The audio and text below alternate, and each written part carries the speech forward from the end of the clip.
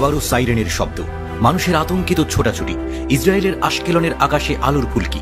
এটি কোনো সিনেমার দৃশ্য নয়, বাস্তব। আজকের ইসরায়েল।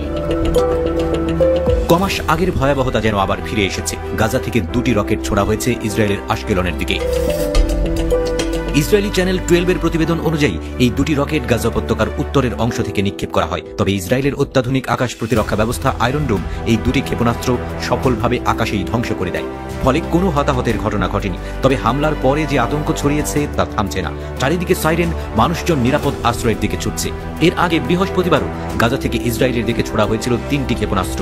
সেদিন একটি ক্ষেপণাস্ত্র প্রতিহত করে আয়রন ডোম, বাকি 2টি ইসরায়েলে আঘাত হানলেও তেমন ক্ষয়ক্ষতি হয়নি। অন্যদিকে গাজার বুকে বাজ পড়ার মতো নেমে আসছে ইসরায়েলি বোমা। গাজা ইসরায়েল সংঘাত এখন এক নতুন পর্যায়ে পৌঁছেছে। শুধু বিমান হামলা নয়, ইসরায়েল এখন স্থল অভিযানে নেমেছে। দক্ষিণ গাজার রাফা সীমান্তে চলছে সেনা মোতায়েন। যুদ্ধ, ট্যাঙ্ক, ড্রোন, কামানো, যুদ্ধ বিমান সব মিলিয়ে একটি পূর্ণাঙ্গ সামরিক অভিযানে রূপ নিয়েছে। গত এক সপ্তাহে হামাসের ছোড়া রকেটের সংখ্যা 50-এর বেশি। বেশিরভাগই আয়রন ডোম প্রতিহত করলেও কিছু রকেট ইসরায়েলি ভূখণ্ডে আঘাত করেছে, বিশেষ করে আশকেলন ও আশদোদে। অন্যদিকে ইসরায়েলি প্রতিক্রিয়া আরও মারাত্মক। যুদ্ধবিরতি লঙ্ঘনের 72 ঘণ্টায় গাজায় অন্তত 150-এরও বেশি বিমান হামলা করেছে ইসরায়েল। ইসরায়েল দাবি করছে হামাসের অস্ত্রাগার, সুড়ঙ্গ এবং রকেট লঞ্চার তাদের টার্গেট। তবে বাস্তব চিত্রটা বিভীষিকাময়। এই বোমা পড়ছে হাসপাতালের পাশে, স্কুলের কাছে, এমনকি জাতিসংঘের আশ্রয় শিবিরও।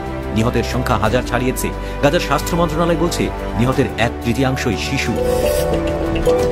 ইসরায়েল নিঃসন্দেহে প্রযুক্তিগতভাবে অনেক এগিয়ে। আয়রন ডোম, হাইটেক ড্রোন, স্যাটেলাইট নিয়ন্ত্রিত অস্ত্র এবং যুক্তরাষ্ট্রের কাছ থেকে সরাসরি সামরিক সহায়তা, এই সবই তাদের বিশাল সুবিধা দেয়। কিন্তু হামাসও এখন আর 2006 সালের সেই সংগঠন নয়। তাদের হাতে এখন দীর্ঘ পাল্লার রকেট, সুড়ঙ্গ ব্যবস্থার অভাবনীয় জটিলতা এবং শহুরে গেরিলা যুদ্ধের কৌশল। তারা সীমিত অস্ত্র নিয়েও ইসরায়েলকে ব্যস্ত করে রাখতে পারছে।